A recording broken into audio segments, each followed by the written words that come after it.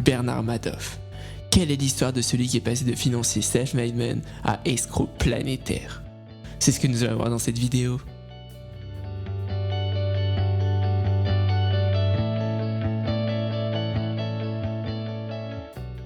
Nous allons commencer par en apprendre davantage sur son identité. Ainsi, Bernard Madoff, surnommé Bernie Madoff, est de nationalité américaine.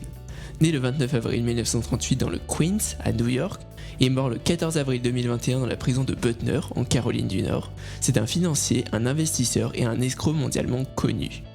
Intéressons-nous à présent à ses débuts. Issu d'une famille modeste originaire d'Europe de l'Est, il obtient un diplôme en sciences politiques de l'Hofstra College en 1960. L'année suivante, il commence des études de droit qu'il abandonne très rapidement. Il fonde alors à 22 ans sa propre société d'investissement avec un capital de départ de $5000.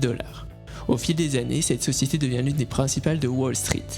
Il en profite donc pour initier le Nasdaq, le premier marché boursier électronique, qu'il préside de 1990 à 1993.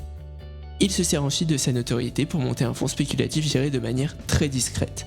En effet, ce fonds ne gérait des placements que pour 11 à 25 clients, pour un montant total de 17 milliards de dollars. Passons maintenant à l'élément qui l'a fait connaître au monde, l'énorme arnaque qu'il a mis en place.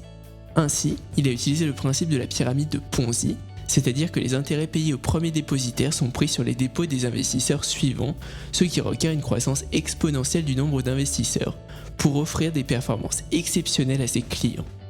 2000 personnes ou entreprises ont donc gagné de l'argent au détriment des autres. Pour mettre en place cette escroquerie, Bernard Madoff a pu compter sur l'aide de Sonia Cohn, une banquière autrichienne qui rabattait l'argent de ses clients vers son fonds en échange d'argent, et de son frère Peter qui a falsifié les comptes de l'entreprise.